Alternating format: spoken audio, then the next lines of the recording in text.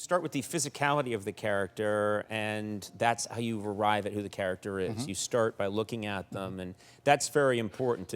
You look at maybe a rendering of what the character is supposed to be like, and you try and think, what does that mean to me as a physical actor, and how do I draw a personality out of that? Yeah, it's a combination of that. I mean, you know, it's just like, where does the character that you're playing, you know, carry his tension or pain or anger or you know, aggression? I mean, Gollum, it was all trapped in his throat, you know.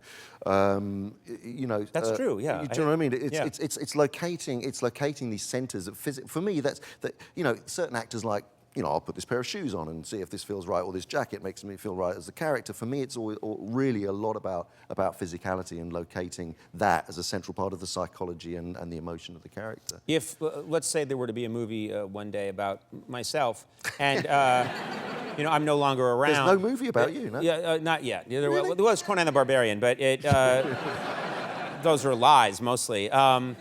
But would you, if you didn't know me, but you were just looking at pictures of me and footage of me, which I do all the time. Yeah, which you do all the time, I'm sure, as do all men. Would you, and you had to do a CGI version of me, what area? I'm just curious, what would you focus on with my physique? Interestingly, I would say we are both quiff-led men. Actually, I mean, look, you know, the quiff is an important. Oh, this up here. Yeah. Okay. Yeah. So I think, you know, that is the hair is important. That would define me. I mean, you must spend, like I do, a little bit of time getting yourself ready in the morning. This has to sit in an oven for 2 hours. Yeah.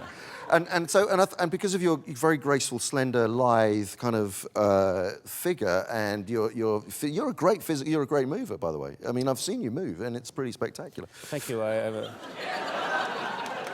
didn't. That's nice. That's very nice of you to say. I think it's kind of, look, I mean... I didn't think you went to that club, well, yeah. I mean, look, but I suppose if I was to... I mean, do you mind staying up? No, I'm just curious. I'm just curious, because this is just okay, curious. So obviously there's a bit of the height. Forget the height thing, because that's the great thing about motion capture. You know, motion capture would, I can make myself your too. You know, but there's a lot of... I think there's a lot of that. There's a lot of that. Yeah. A lot of that. A lot of that. And then there's a lot of, you know, that. Yeah. That's right. That's all driven by the quiff. That's right. But that is all to show the quiff. That's all to show off, like a peacock showing off its plumage. That's fantastic. You've got the part. Thanks, man. Yeah. This is a movie nobody's going to want to see.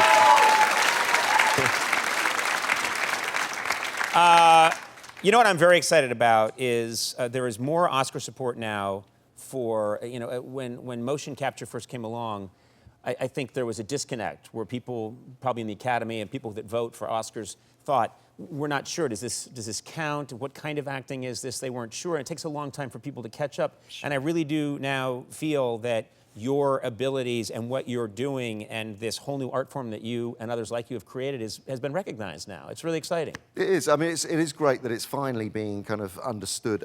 You know, I mean, acting is acting, and it doesn't make any difference whether you're putting on a costume and makeup and going on set to be filmed, or whether you're playing the character and then you're having a sort of form of digital makeup applied to you afterwards, which is what it is. So the actual authorship of the role, the you know, the playing on set opposite your fellow actors is exactly the same process. There's no algorithm for any of that. That's what I love.